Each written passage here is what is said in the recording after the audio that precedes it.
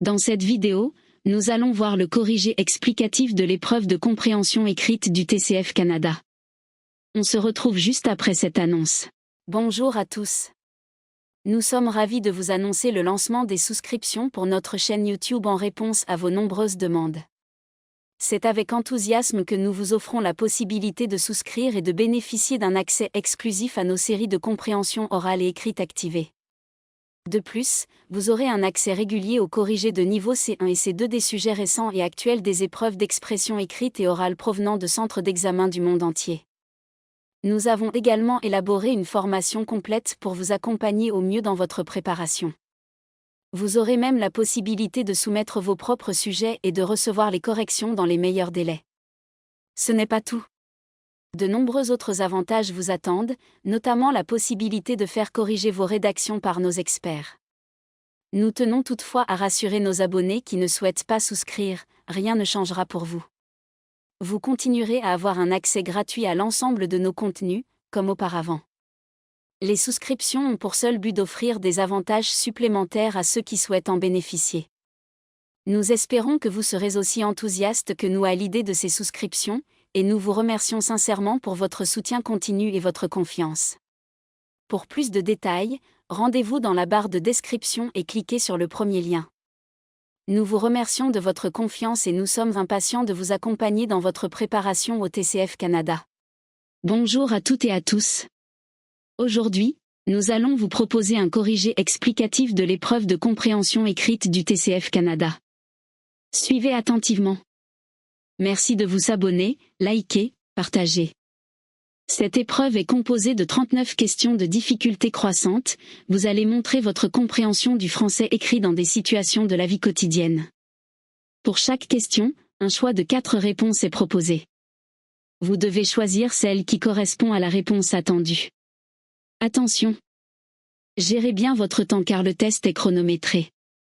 Nous commençons. Question 1. Bonjour Madame Medina, sauf erreur, nous n'avons pas reçu le certificat médical et la photocopie de votre carte d'identité pour compléter votre dossier d'inscription au club de judo. Merci de nous les envoyer rapidement, par courrier ou par mail. La secrétaire. Qu'est-ce que Madame Medina doit faire? A. Appeler la secrétaire. B. Consulter un médecin. C. Envoyer des documents. D. Payer les cours de judo. La bonne réponse est, c'est envoyer des documents. Parce que, dans le message, la secrétaire informe Madame Medina qu'il manque 2 documents pour compléter son dossier d'inscription, le certificat médical et la photocopie de sa carte d'identité. Elle lui demande donc de les envoyer rapidement, soit par courrier, soit par mail. Question 2. Message reçu. J'ai faim. J'achète une pizza ou tu prépares quelque chose?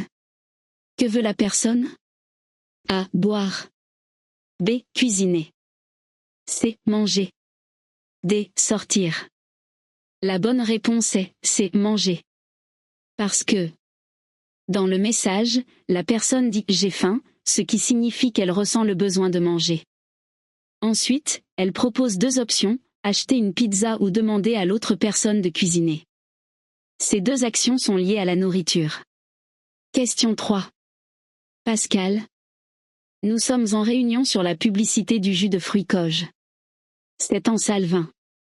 Jean. Où est Jean? A. Dans un café. B. Dans un cinéma. C. Dans une boutique. D. Dans une entreprise. La bonne réponse est D. Dans une entreprise. Parce que Jean dit nous sommes en réunion, ce qui signifie qu'il participe à une rencontre professionnelle. De plus, il parle de publicité du jus de fruits Coge, ce qui laisse entendre qu'il travaille sur un projet lié à cette marque. Question 4. Collège. Veille concert chant et musique pour tous. Le 20 mai à 20h, venez écouter vos enfants et leurs professeurs de musique chanter et jouer de leurs instruments. Entrée, minimum 5 €. L'argent des entrées financera une visite de l'opéra pour les classes du collège. Venez nombreux. Qui est invité? A. Les artistes. B. Les élèves. C. Les enseignants. D. Les familles. La bonne réponse est D. Les familles. Parce que l'affiche dit « Venez écouter vos enfants et leurs professeurs de musique », ce qui signifie que l'événement s'adresse aux parents et aux familles des élèves. Question 5. Vous êtes passionné de photographie et vous voulez partager vos créations? Inscrivez-vous au prix du « Petit reporté », envoyez une photo sur le thème de l'amitié au club « Images ». Un appareil photo à gagner? Inscription www.clublage.fr/prix Petit reporté. Que propose le club Images? A. D'acheter du matériel en solde. B. De participer à un concours. C. De rencontrer des professionnels. D. De suivre des cours débutants. La bonne réponse est B. De participer à un concours. Parce que le texte mentionne « Inscrivez-vous au prix du Petit reporté » et « un appareil photo à gagner », ce qui indique qu'il s'agit d'un concours de photographie. Question 6. De canel@lilo.com. A. lk@mail.com. Salut LK. C'est bientôt la fête de nos 20 ans de mariage. Beaucoup d'invités viendront avec leurs enfants. Comme tu adores les petits, pourrais-tu t'occuper d'eux en journée? Quand ils seront couchés, nous pourrons danser tous ensemble. Merci, bisous. Canel. Que demande Canel à son ami? A. D'écrire aux invités. B. D'organiser la fête. C. De garder des enfants. D. De préparer des danses.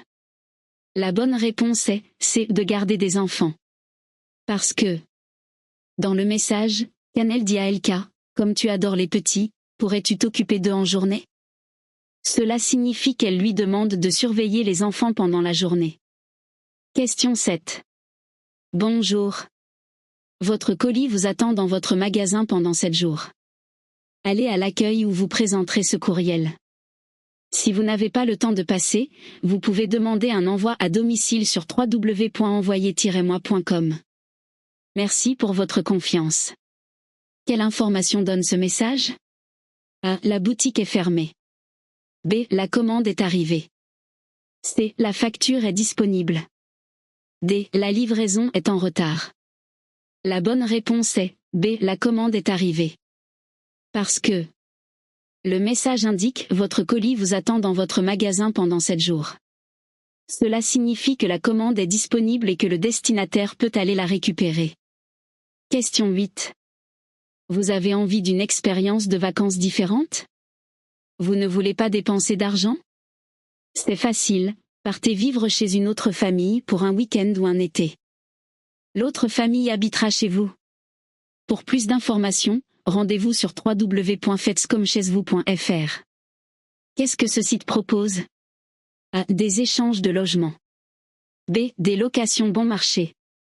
C. Des réservations sans frais. D. Des visites d'appartements. La bonne réponse est A. Des échanges de logements. Parce que le texte explique que les participants peuvent partir vivre chez une autre famille et que l'autre famille habitera chez eux. Cela correspond à un échange de logement, où 2 familles échangent temporairement leur maison pour les vacances. Question 9. Le soin d'origine naturelle, nuit-sommeil, est étudié pour les peaux fragiles. Il corrige les signes de fatigue et réveille votre visage. Votre peau est parfaite, même en plein hiver. Qu'est-ce que nuit-sommeil? A. Un savon pour le corps. B. Un shampoing aux herbes. C. Une boisson pour dormir. D. Une crème de beauté. La bonne réponse est D. Une crème de beauté. Parce que le texte décrit « nuit-sommeil » comme un soin qui corrige les signes de fatigue et réveille le visage. Cela indique qu'il s'agit d'un produit appliqué sur la peau, ce qui correspond à une crème de beauté. De plus, il est mentionné qu'il est destiné aux peaux fragiles et que la peau est parfaite après utilisation, ce qui est typique des crèmes ou soins de beauté. Question 10. Quand vous cuisinez, prévoyez de grandes quantités et préparez ainsi plusieurs repas en une fois, c'est plus économique. Pour ne pas manger le même plat 2 fois de suite, congelez en une partie pour un autre jour. Qu'est-ce que cet article explique? A. Comment acheter des produits congelés. B. Comment cuisiner des recettes simples. C. Comment faire à manger à bon marché. D. Comment réaliser des plats originaux. La bonne réponse est C. Comment faire à manger à bon marché. Parce que l'article parle de cuisiner de grandes quantités de nourriture et de congeler une partie pour un autre jour, ce qui permet d'économiser de l'argent en préparant plusieurs repas à la fois. Cette méthode est clairement liée à la gestion économique des repas, ce qui correspond à faire à manger à bon marché. Question 11. Au mois de mai, les élèves des classes de première du lycée Louise Michel partent une semaine en Angleterre. Pour payer une partie de leur voyage, ils organisent samedi prochain un concours gastronomique dans le gymnase. Venez voter pour le meilleur plat. Entrée, 5 € par personne. Qu'est-ce que les élèves de première veulent faire? A. Gagner de l'argent pour leur séjour. B. Participer à une compétition sportive. C. Suivre un atelier de cuisine internationale. D. Visiter un établissement scolaire étranger. La bonne réponse est A. Gagner de l'argent pour leur séjour. Parce que le texte indique que les élèves des classes de première organisent un concours gastronomique pour payer une partie de leur voyage en Angleterre. L'objectif principal de cet événement est donc de collecter de l'argent pour financer leur séjour. Question 12. Du 30 décembre au 15 janvier, dans les magasins jouant à tous les âges, les produits des rayons vélo et jeux vidéo sont à moins 50%. Pour chaque achat, 2 € seront donnés à Apprendre mieux à l'école, une association qui s'occupe d'enfants de 6 à 15 ans. Qu'est-ce que cette publicité annonce? A. De l'aide pour une association. B. De nouveaux rayons jouets. C. Un concours de jeux vidéo. D. Une remise de 2 € par article. La bonne réponse est A. De l'aide pour une association.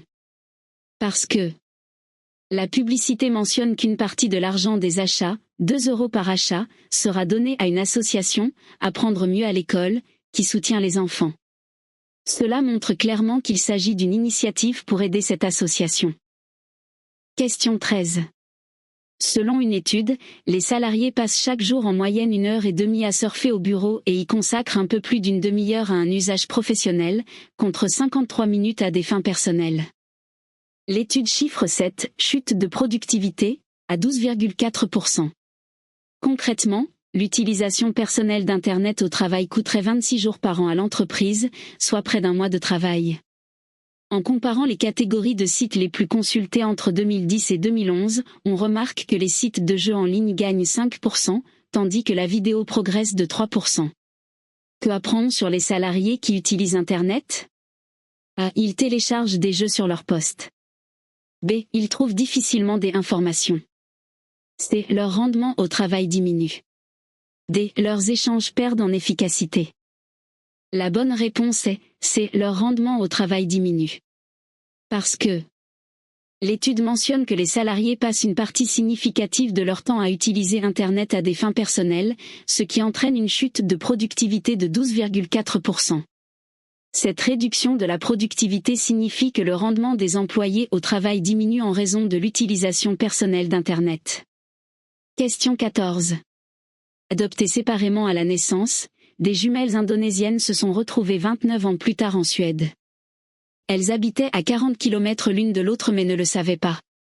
Leurs parents adoptifs avaient été informés de leur lien de parenté mais avaient arrêté leurs recherches. C'est un message posté sur Facebook par l'une des jumelles qui a permis leur rencontre. Elles sont l'une et l'autre enseignantes. Qu'est-ce que ces jumelles ont en commun? A. Elles adorent utiliser Facebook. B. Elles enseignent dans la même école. C. Elles habitent dans le même pays. D. Elles ont la même famille adoptive. La bonne réponse est C. Elles habitent dans le même pays. Parce que les jumelles indonésiennes se sont retrouvées en Suède, où elles vivaient à 40 km l'une de l'autre sans le savoir. Cela signifie qu'elles habitaient effectivement dans le même pays, la Suède, bien qu'elles n'en aient pas été conscientes avant leur rencontre grâce à Facebook. Question 15. Vous pensez qu'il est un peu fou de partir en bateau avec des enfants? Clément, Marine et leurs 2 filles de 6 et 2 ans devraient vous inspirer. Tu les 4 ou à plusieurs familles, ils maintiennent le rythme d'une croisière par an. Des vacances où on déconnecte à l'instant même où on pose le pied sur le pont, dit Clément. Une vie en contact permanent avec la nature, l'océan, les côtes sauvages, les dauphins, rajoute Marine. Selon Marine et Clément, que permettent des vacances en bateau? A. De faire du sport et de rencontrer des personnes. B. De nager régulièrement et de manger du poisson. C. De se reposer et de découvrir le milieu marin. D. De vivre au calme et de se retrouver en famille. La bonne réponse est C. De se reposer et de découvrir le milieu marin. Parce que Marine et Clément parlent des vacances en bateau comme étant un moyen de déconnecter et d'être en contact permanent avec la nature, l'océan, les côtes sauvages et les dauphins. Cela met en évidence le côté relaxant et exploratoire de ces vacances, orientées sur le repos et la découverte du milieu marin. Question 16. Au collège, il est possible d'utiliser les appareils numériques que possèdent les élèves et les enseignants. Un professeur explique qu'il lui arrive d'utiliser son portable en classe lorsque les élèves lui posent des questions auxquelles il n'a pas la réponse. Souvent, il s'en sert aussi pour lancer une réflexion pendant un cours.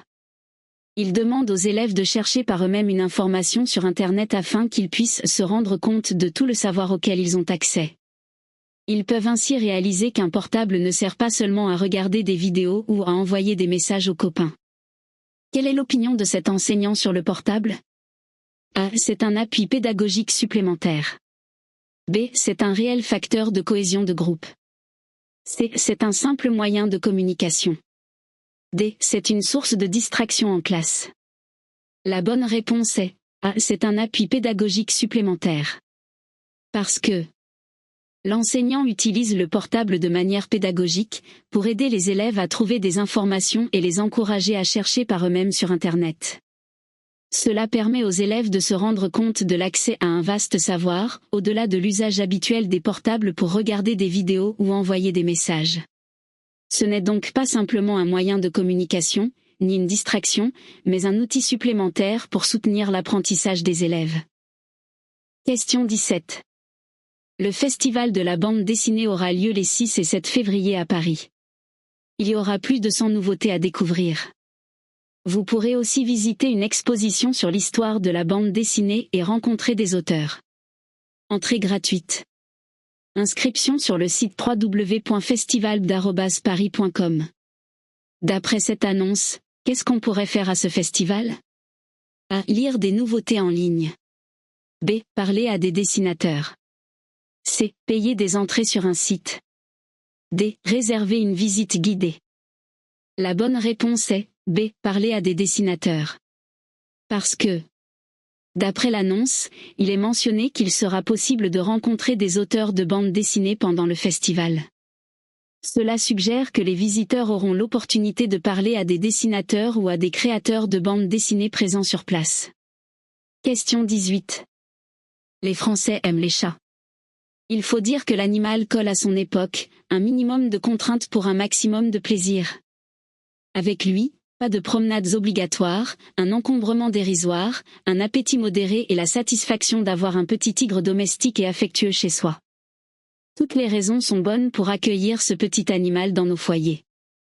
Selon l'auteur de l'article, qu'est-ce qui caractérise la société contemporaine ? A. La crainte de la dépendance. B. Le désert affectif ambiant. C. La quête du bonheur facile. D. La recherche de l'équilibre. La bonne réponse est C. La quête du bonheur facile.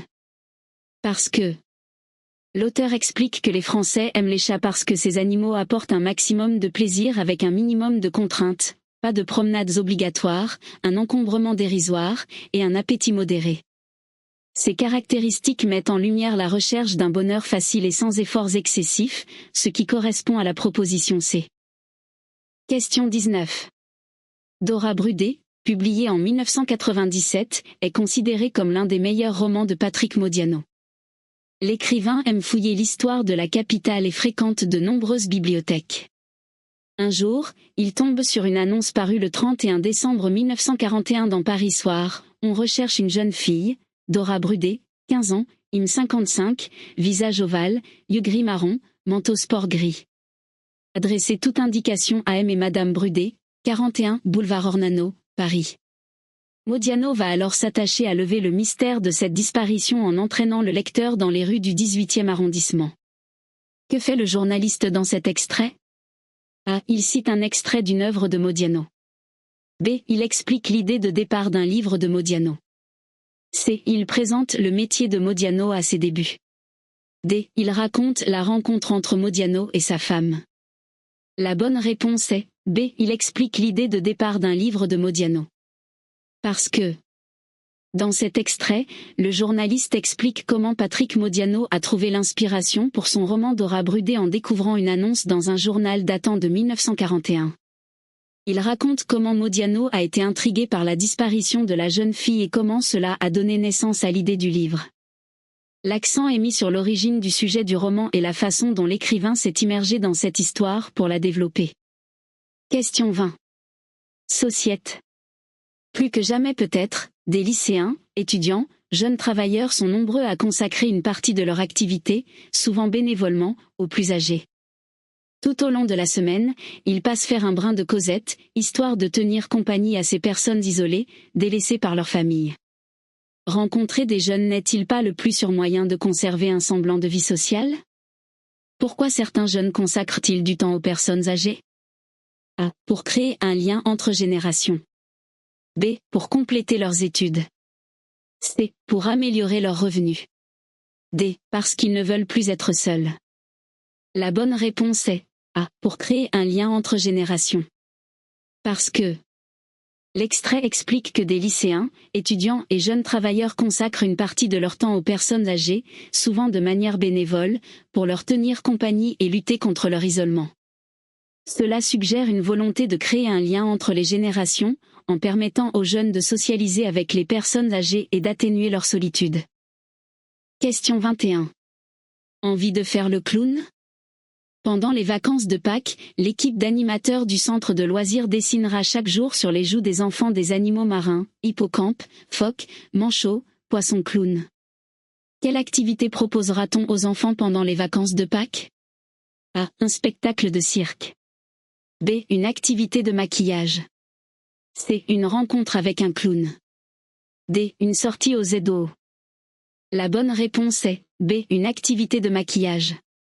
Parce que l'extrait mentionne que l'équipe d'animateurs dessinera chaque jour des animaux marins sur les joues des enfants, hippocampes, phoques, manchots, poissons clowns. Cela implique une activité de maquillage, où les enfants auront des dessins sur leur peau. Question 22. Outre-Manche, une jeune députée a attiré l'attention des médias et des photographes en proposant un décret qui imposerait la mention « retouchée numériquement » sur toutes les photos corrigées. Le Parti libéral-démocratique a d'ailleurs approuvé cette proposition. Je ne veux pas interdire aux publicitaires de recourir à des mannequins plus beaux que la femme de tous les jours, mais il y a une différence entre choisir la beauté et retoucher cette beauté pour atteindre des proportions impossibles en ce qui concerne, par exemple, la taille des jambes, s'insurge la députée. Que propose cette députée à propos des publicités mettant en scène des femmes? A. D'interdire les photos portant atteinte à leur dignité. B. De diversifier le type de femmes prises pour modèle. C. De mentionner les références précises des produits. D. De signaler sur les photos les modifications effectuées. La bonne réponse est D. De signaler sur les photos les modifications effectuées. Parce que la députée propose un décret qui imposerait la mention « retouchée numériquement » sur toutes les photos corrigées, afin d'informer le public que les images ont été modifiées.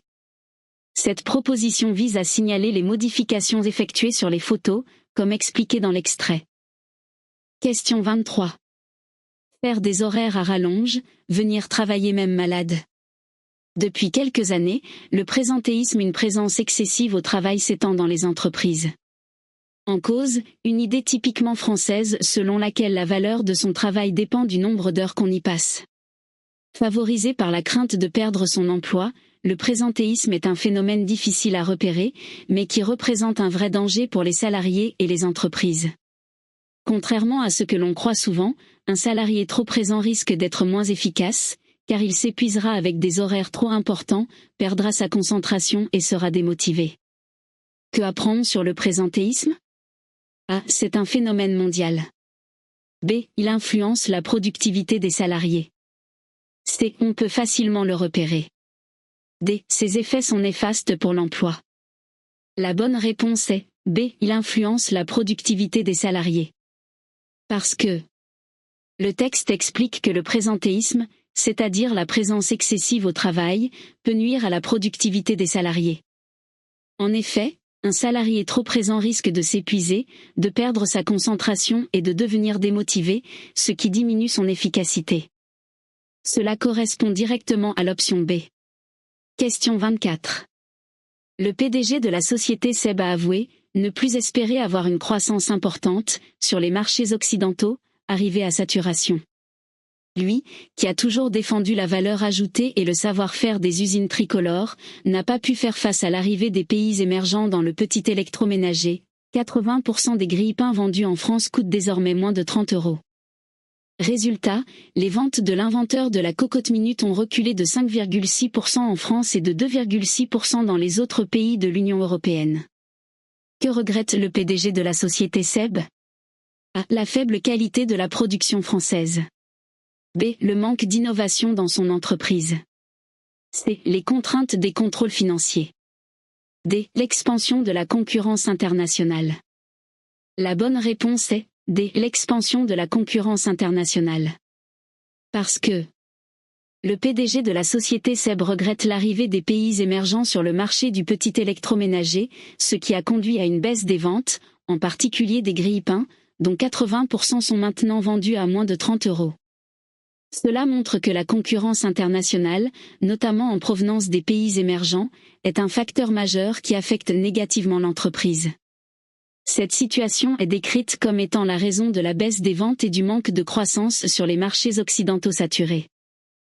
Question 25. C'est le défi quotidien du consommateur soucieux de son alimentation. Comment déchiffrer ce qui se cache derrière les sigles et les obscurs tableaux des étiquettes? En France, l'État a bien décidé la mise en place d'un affichage simple, le Nutri-Score, qui, avec une lettre et une couleur, informe le consommateur sur la qualité nutritionnelle d'un produit. Mais vous le verrez peu dans les rayons, son utilisation facultative est basée sur le volontariat de l'industrie agroalimentaire. Que apprend-on sur l'affichage du Nutri-Score? A. Il est obligatoire sur les produits. B. Il facilite la lecture des étiquettes. C. Il répond à une décision des fabricants. D. Il transforme l'organisation des rayons. La bonne réponse est B. Il facilite la lecture des étiquettes. Parce que le Nutri-Score est mis en place pour faciliter la compréhension des consommateurs concernant la qualité nutritionnelle des produits. Il se présente sous forme de lettres et de couleurs, ce qui permet de rendre l'information plus simple et accessible. Le texte mentionne qu'il est destiné à aider le consommateur à déchiffrer les informations nutritionnelles sur les étiquettes. Question 26. Depuis quelque temps, le culte du « bien vieillir » s'ajoute à celui de l'idéal esthétique et du jeunisme. En France, des chercheurs en sciences humaines se demandent s'il ne s'apparente pas à une idéologie tyrannique qui culpabilise de nombreuses personnes âgées, comme l'explique le sociologue Michel Billet et le philosophe Didier Martz. L'injonction est discrète et pénètre progressivement nos mentalités, s'insinue dans notre quotidien, chez le docteur et dans notre assiette, dans nos vêtements et dans le rapport que nous avons avec notre corps, dans les multiples publications sur la vieillesse. Et dans les médias. D'après lepoint.fr. Que apprendre sur le culte du « bien vieillir » A. Là des effets encore inconnus. B. Il rallonge l'espérance de vie. C. Il se propage imperceptiblement. D. Il suscite un fort engouement. La bonne réponse est C. Il se propage imperceptiblement. Parce que le texte explique que le culte du « bien vieillir » s'insinue discrètement dans les mentalités, en pénétrant progressivement dans divers aspects de la vie quotidienne, comme chez le docteur, dans l'assiette, les vêtements, et à travers les publications et les médias. Cela montre que ce phénomène se propage imperceptiblement, sans être forcément perçu immédiatement, mais influençant progressivement les individus. Question 27. On assiste aujourd'hui à la naissance d'une véritable géopolitique du sport, caractérisée par 3 éléments. L'intégration du sport et des rencontres sportives internationales dans les réalités et les dynamiques internationales. La place de plus en plus importante des instances internationales du sport et des athlètes dans les questions diplomatiques bi- ou multilatérales. La multiplication d'acteurs internationaux non sportifs, qui s'emparent du sport comme moyen d'action et l'utilisent comme un élément moteur de politique étrangère. Quel est l'objectif de ce texte? A. Critiquer l'engagement des sportifs en politique internationale. B. Décrire les rapports du sport et de la politique internationale. C. Dénoncer l'utilisation de images des sportifs en diplomatie. D. Montrer l'utilité du sport dans la résolution de conflits internationaux. La bonne réponse est B. Décrire les rapports du sport et de la politique internationale. Parce que le texte présente 3 éléments qui caractérisent la géopolitique du sport, soulignant comment le sport, les événements sportifs internationaux et les acteurs du sport jouent désormais un rôle dans la diplomatie et les relations internationales.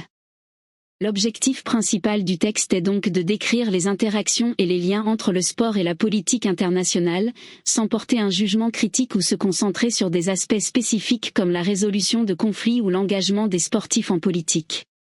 Question 28. Soyez vous-même, ou sinon, devenez-le. La rentrée de septembre voit s'afficher dans les couloirs du métro parisien et les vitrines des libraires les couvertures de livres de développement personnel et autres introductions à la méditation, destinées à faire passer la pilule du retour au bureau des corps vacanciers. Le nouveau film de Cédric Clapiche participe à sa manière à cette vague de bien-être sur fond de grisaille. Vous y verrez défiler votre vie monotone, heureusement suspendue à la promesse d'un grand bonheur croisé in extremis. La référence principale du film reste la psychanalyse. La sérénité est au bout du chemin, avec son secret apprendre à s'aimer pour aimer quelqu'un d'autre. Quelle tendance est dans l'air du temps? A. Commencer une thérapie. B. Multiplier les passe-temps. C. Rechercher l'âme sœur. D. Travailler sur soi-même. La bonne réponse est D. Travailler sur soi-même. Parce que le texte fait référence à une vague de développement personnel et de méditation, des pratiques qui sont principalement orientées vers l'amélioration de soi, l'acquisition de sérénité et de bien-être personnel. Il mentionne également des livres et un film qui participent à cette tendance, mettant en avant l'idée de se connaître soi-même pour atteindre le bonheur. La psychanalyse et la recherche de l'amour passent par une introspection et un travail sur soi-même. Question 29. L'un des grands enjeux de l'enseignement aujourd'hui est la question de la transmission.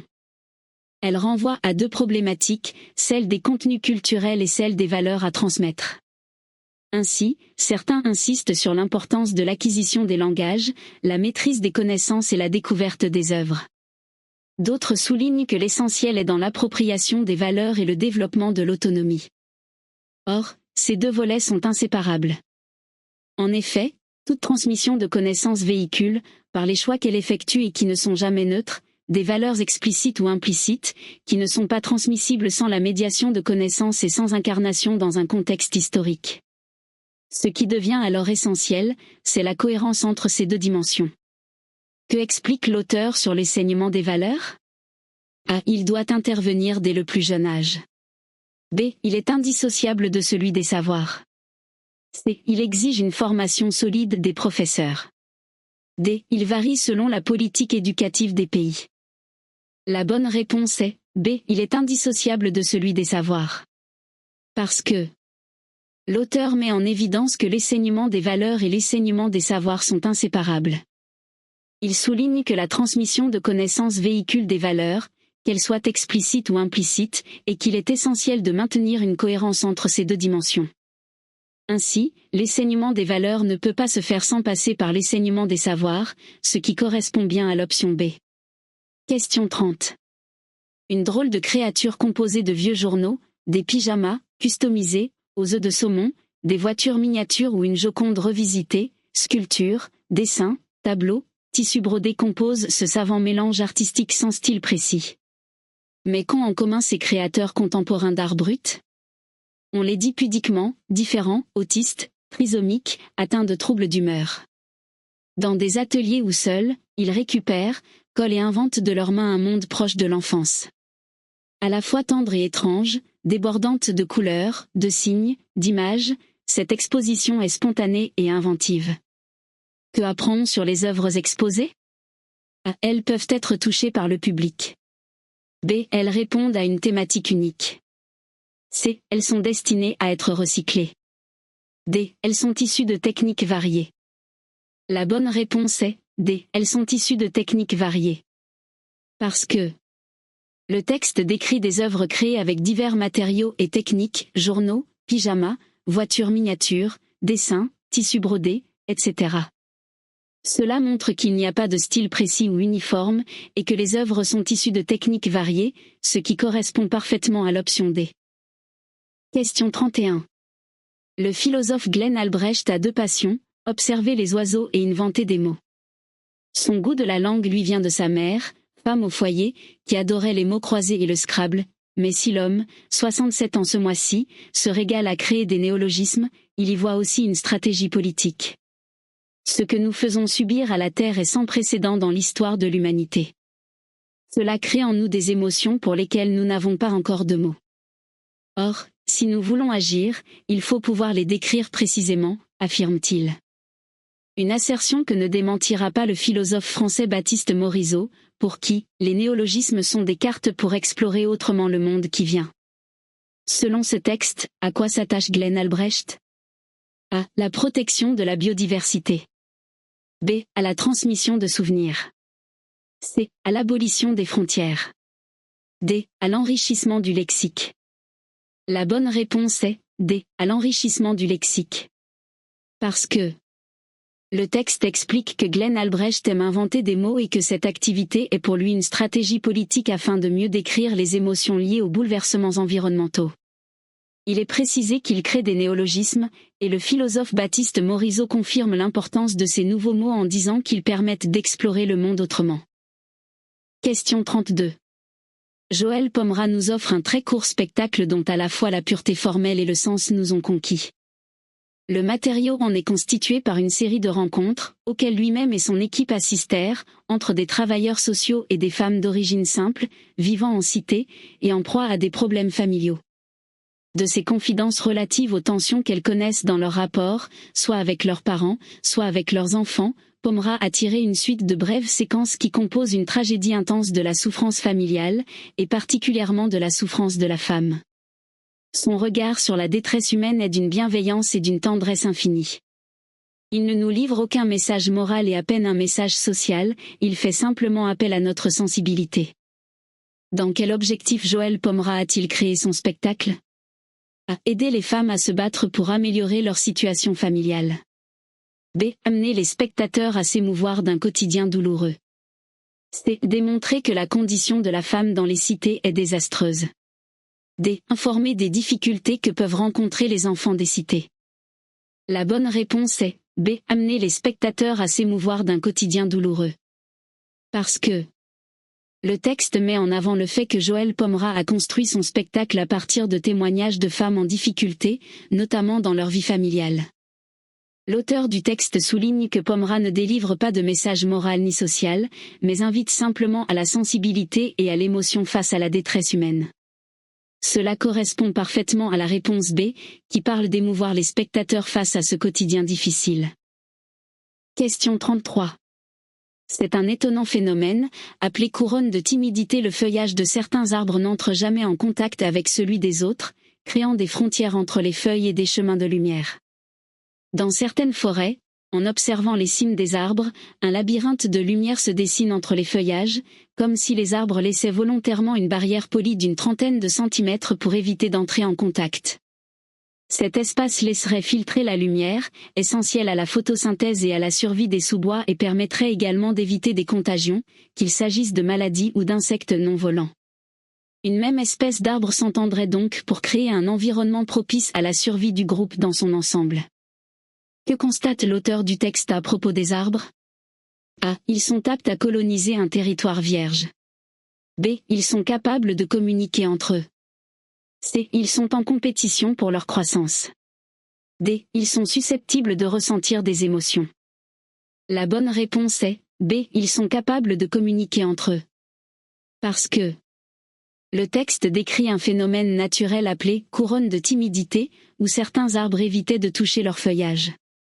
Cette adaptation permet de laisser passer la lumière pour favoriser la photosynthèse et la vie des sous-bois, tout en limitant la propagation des maladies et des insectes. L'auteur évoque même l'idée que les arbres d'une même espèce s'entendraient pour favoriser la survie du groupe, ce qui suggère une forme de communication ou d'interaction entre eux. Question 34. Très controversée, la semaine de 4 jours à l'école est dénoncée dans un rapport parlementaire. Les députés proposent de revenir à la semaine de 4 journées et demie et de réduire la période des vacances estivales. La mission parlementaire livre des conclusions sévères à l'encontre du rythme scolaire actuel, qui serait aberrant et délirant pour les écoliers. Selon un député, on peut dire, a posteriori, que c'est une erreur, on a privilégié le rythme des parents et des enseignants au détriment de celui des enfants, dit-il. En France, la scolarisation annuelle est de 144 jours, contre une moyenne de 180 pour les pays développés. Il faut laisser le temps scolaire, estime une experte. Que reprochent les députés à la semaine de 4 jours? A. De laisser trop de temps à l'oisiveté. B. De s'écarter du modèle éducatif légal. C. De satisfaire avant tout les adultes. D. D'être à l'origine de l'échec scolaire. La bonne réponse est C. De satisfaire avant tout les adultes. Parce que le texte critique la semaine de 4 jours à l'école en expliquant qu'elle privilégie les besoins des parents et des enseignants au détriment des enfants. Le rapport parlementaire juge ce rythme aberrant et délirant pour les écoliers et propose de revenir à une semaine de 4 jours et demi pour mieux s'adapter à leur apprentissage. Question 35. L'ambition de cet auteur. Changer l'art d'écrire, rien de moins. Mais cela est dit sans emphase, d'un ton dubitatif, fataliste presque, changer l'art d'écrire, chaque écrivain le fait à sa façon. Je voudrais le faire de façon absolue, radicale, en abolissant totalement les histoires, l'intrigue, bien qu'il y ait toujours, en fait, des sortes de micro-narrations dans mes livres. J'ai l'idée qu'il est encore trop tôt pour savoir ce que j'ai apporté ou pas. Cela dit, lorsque vous écrivez, vous êtes tellement occupé à essayer de résoudre les problèmes techniques qui se posent à chaque instant que vous n'avez pas le temps d'avoir beaucoup d'idées générales. De quelle manière cet auteur veut-il réaliser son ambition? A. En abandonnant les codes traditionnels du roman. B. En cherchant des sources d'inspiration inédites. C. En proposant de nouveaux concepts universels. D. En se jouant des difficultés liées à l'écriture. La bonne réponse est A. En abandonnant les codes traditionnels du roman. Parce que l'auteur exprime son désir de changer l'art d'écrire de manière absolue et radicale, en abolissant totalement les histoires et l'intrigue. Il évoque cependant la présence de micro-narrations, ce qui montre qu'il ne rejette pas complètement toute forme de récit, mais qu'il souhaite s'éloigner des codes traditionnels du roman. Question 36. Les champs de mise en œuvre des robots sont légion: production, services, gestion des données, vie urbaine, sécurité, loisirs, domotique. Leur arrivée donne lieu à des transformations inédites et à des problématiques nouvelles, souvent mythifiées. Un univers professionnel où tout serait régi par des robots? Voilà qui est encore loin de la réalité. Si l'automatisation a fait disparaître des emplois, elle en a aussi créé d'autres. Surtout, elle a bouleversé le fonctionnement de l'entreprise, faisant peser une forte pression sur les salariés, tenus de maintenir la continuité de la production dans des processus toujours plus complexes. Quelle est la conséquence de la robotisation dans le monde professionnel? A. Elle a accru la compétitivité industrielle. B. Elle a amélioré les conditions de travail. C. Elle a enrayé la hausse du chômage. D. Elle a modifié l'organisation du travail. La bonne réponse est D. Elle a modifié l'organisation du travail. Parce que le texte explique que la robotisation transforme le monde professionnel en modifiant le fonctionnement des entreprises. Elle a fait disparaître des emplois, mais en a aussi créé de nouveaux, et surtout, elle a complexifié les processus de production, imposant une pression accrue sur les salariés. Question 37. La bioéthique fait l'objet d'une polémique qui confronte deux écoles. Pour la première, composée de chercheurs et de rationalistes, le progrès scientifique ne saurait être limité. La recherche entraînera l'éradication des maladies génétiques et permettra même de les prévoir. On en viendra à un eugénisme contrôlé qui améliorera l'espèce humaine et les dépenses de santé publique seront allégées.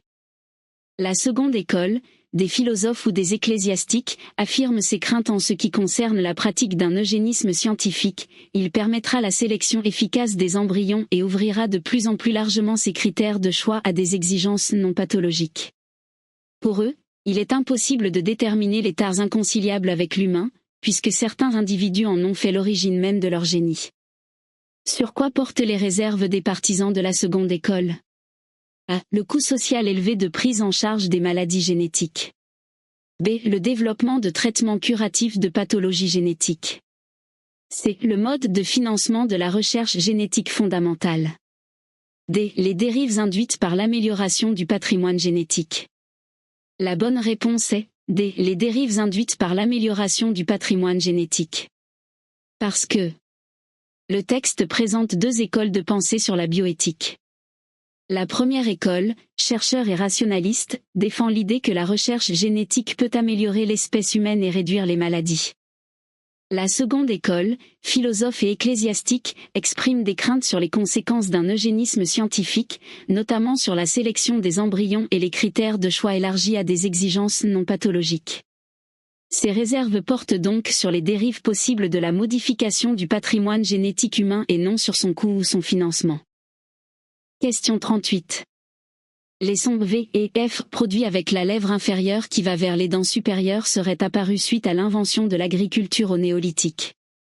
Une étude récente semble confirmer la théorie élaborée il y a 50 ans par le linguiste Charles Hauquet selon laquelle les pratiques agricoles et l'alimentation influencent la manière dont on produit les sons. Cette étude fait débat dans la communauté scientifique. En effet, en linguistique, on a coutume d'expliquer les évolutions langagières par des changements culturels et non biologiques.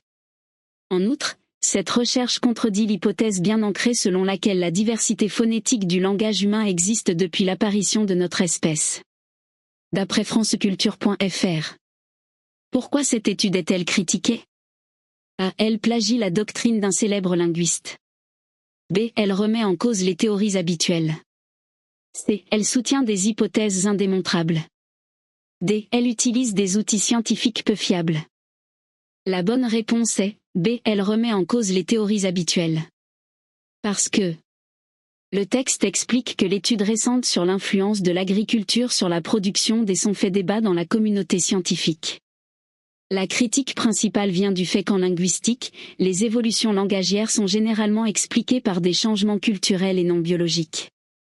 De plus, l'étude contredit une hypothèse bien établie selon laquelle la diversité phonétique du langage humain existerait depuis l'apparition de notre espèce. Cela signifie que cette recherche remet en question les théories traditionnelles en linguistique, ce qui explique les critiques. Question 39. J'ai la naïveté de penser qu'un peu d'imagination n'est pas totalement absurde lorsqu'on écrit des romans. Or, à mon sens, l'imagination est le fruit de deux choses fondamentales, ennui, à qui on donne trop souvent un mauvais rôle, et l'observation, qui n'est pas seulement un terme médical. Il s'avère que le téléphone intelligent, ce charmant objet, si nécessaire, si vital, fait peu à peu disparaître ces deux activités de fainéant du cerveau humain que sont l'ennui et l'observation. Pourquoi s'ennuyer quand on peut regarder des vidéos de chatons ou des notifications Facebook de la plus haute importance dans une salle d'attente? En somme, grâce à ce téléphone intelligent, vous pouvez regarder en permanence le résultat de l'imagination brillante des autres, au détriment de la vôtre. Quelle est l'attitude de l'auteur vis-à-vis du téléphone intelligent? A. Il reconnaît ses aspects pratiques. B. Il remet en cause ses bienfaits. C. Il s'inquiète de son usage abusif. D. Il s'émerveille de sa technologie. La bonne réponse est B. Il remet en cause ses bienfaits. Parce que l'auteur critique le téléphone intelligent en expliquant qu'il fait disparaître l'ennui et l'observation, qu'il considère comme essentiels pour développer l'imagination. Il adopte un ton ironique en disant que cet appareil est charmant, si nécessaire, si vital, tout en expliquant qu'il empêche les gens de s'ennuyer et d'observer leur environnement. Il insiste sur le fait que les utilisateurs consomment l'imagination des autres au détriment de la leur, ce qui montre qu'il remet en question les bienfaits du téléphone intelligent sur la créativité humaine. Nous sommes arrivés au terme de cette vidéo. Surtout, n'oubliez pas de vous abonner, liker et partager pour nous encourager. À très bientôt dans les prochaines vidéos. Bonne chance!